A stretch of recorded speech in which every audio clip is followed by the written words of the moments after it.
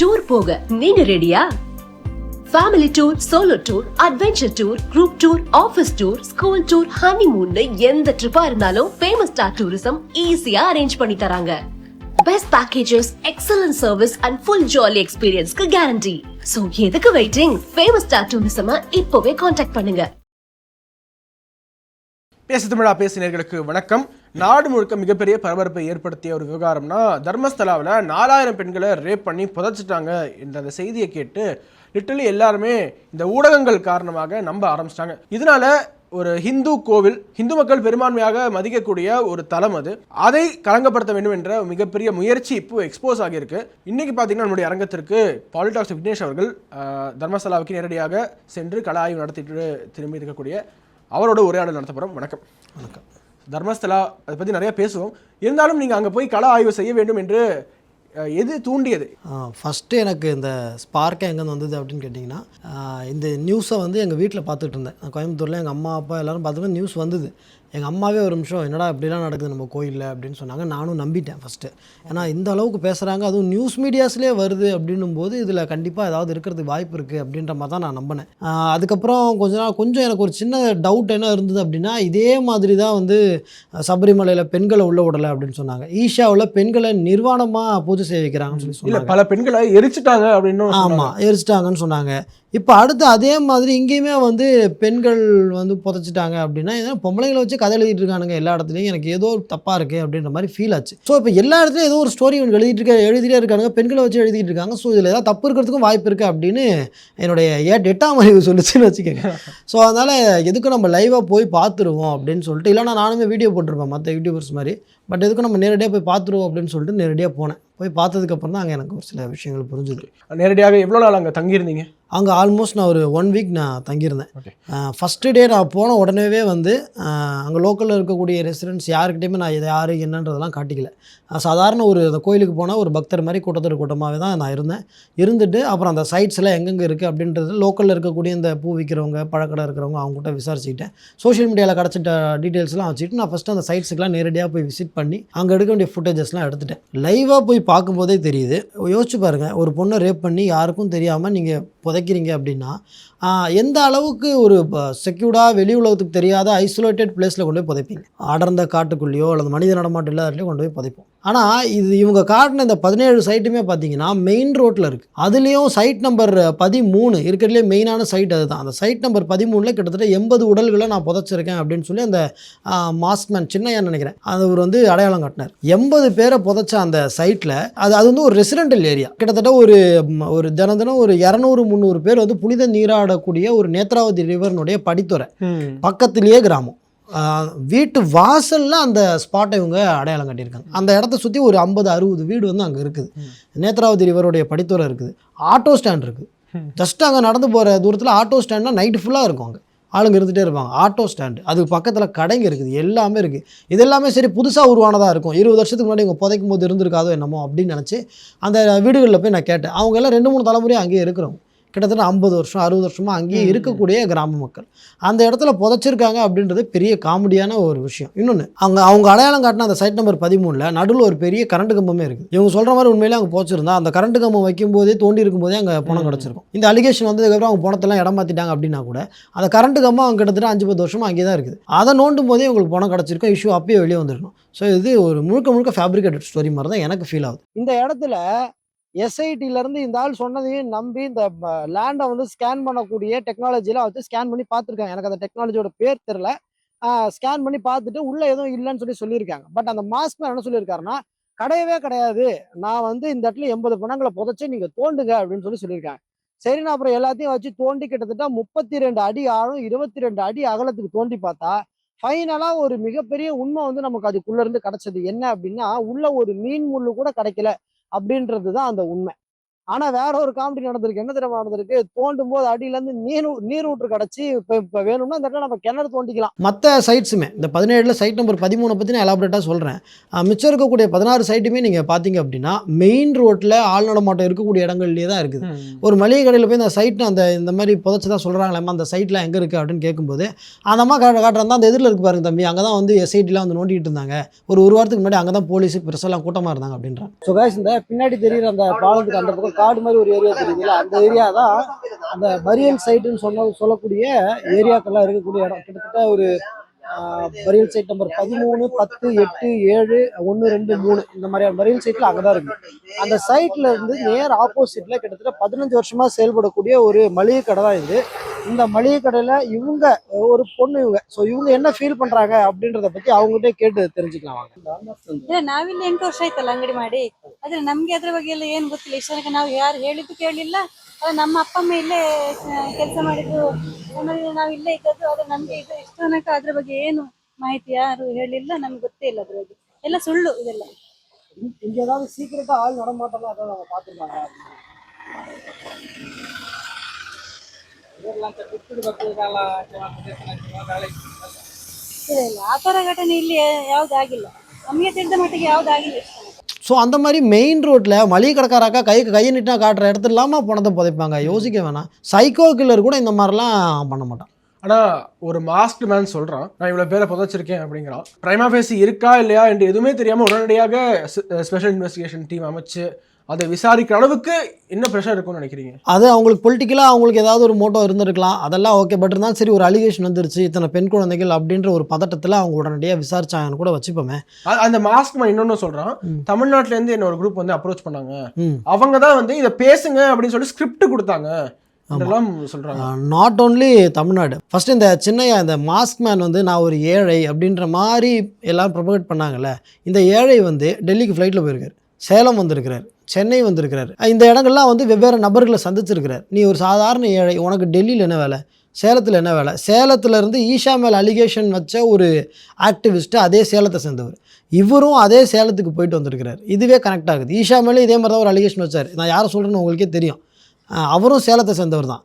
இந்த சின்னையாவும் சேலத்துக்கு போயிட்டு வந்திருக்கிறார். அண்ட் அகைன் அதே மாதிரி சென்னைக்கு போயிருக்கிறார், டெல்லிக்கு போயிருக்கிறார், பெங்களூர் போயிருக்கிறாரு.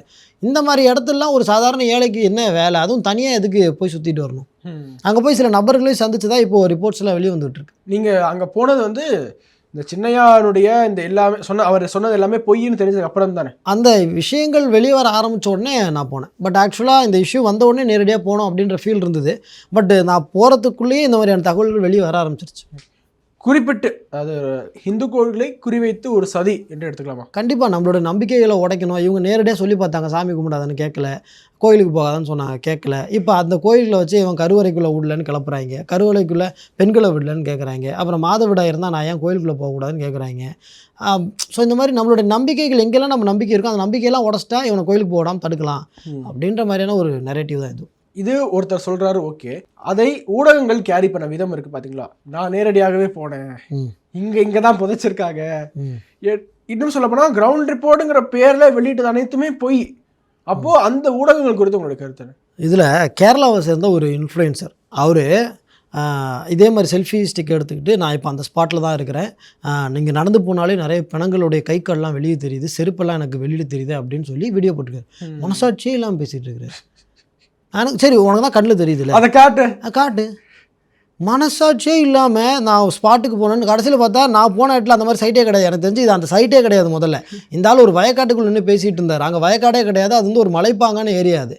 அதனால் நான் ஃபீல்டுக்கு போனேன், நேரடியாக போனேன் அப்படின்ற நெரேட்டிவ் எல்லாமே பொய். நேராக போனாலே பச்சையாக தெரிஞ்சிருக்கும் இது ஒரு ஃபேக் நெரேட்டிவ் அப்படின்றது.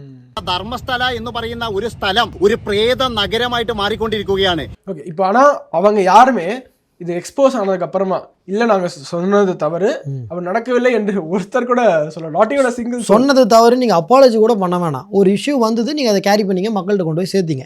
இப்போ அதையே வந்து பாசிட்டிவான நெரேட்டிவாக திரும்புது. அந்த மக்களோட நம்பிக்கைக்கு நெகட்டிவான நெரேட்டிவாக இருந்தபோது கேரி பண்ணி மக்களோட நம்பிக்கையை உடச்சிங்க.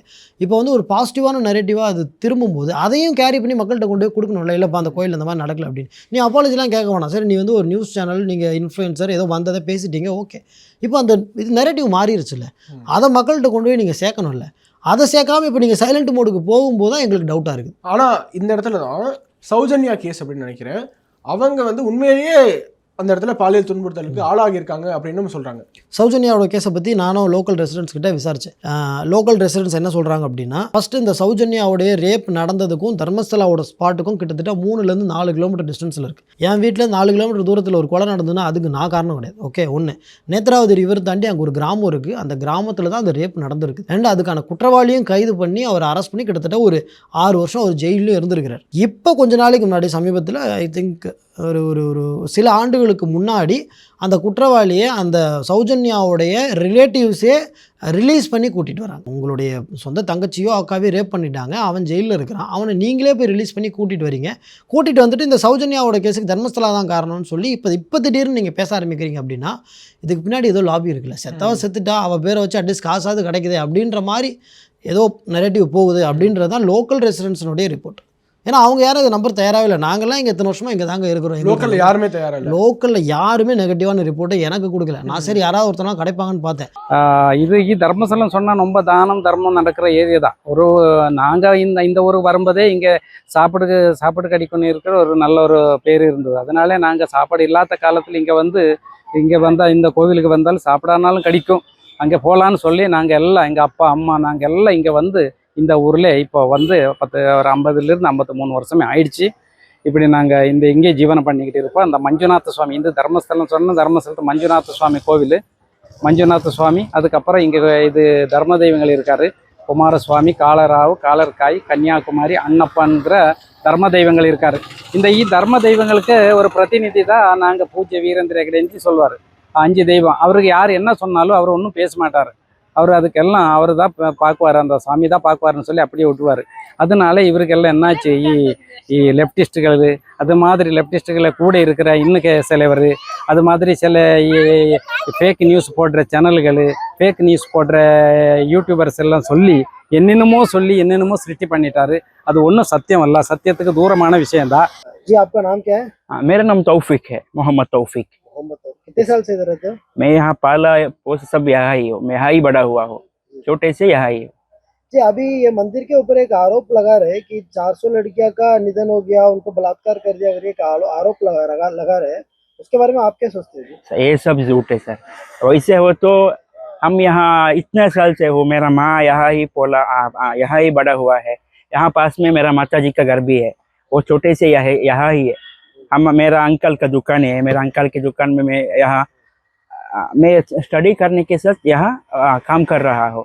मुझे ये सब झूठ है सर। ये मंदिर के ऊपर काला डॉट लगाने के लिए ये लोग वैसे कर रहा है, ये सब यहाँ नहीं हुआ है। तो ये धर्मस्थला एक ऐसा जगह है सर्व लोगों के लिए, ऑल कास्ट, हर लोग इधर रहता है।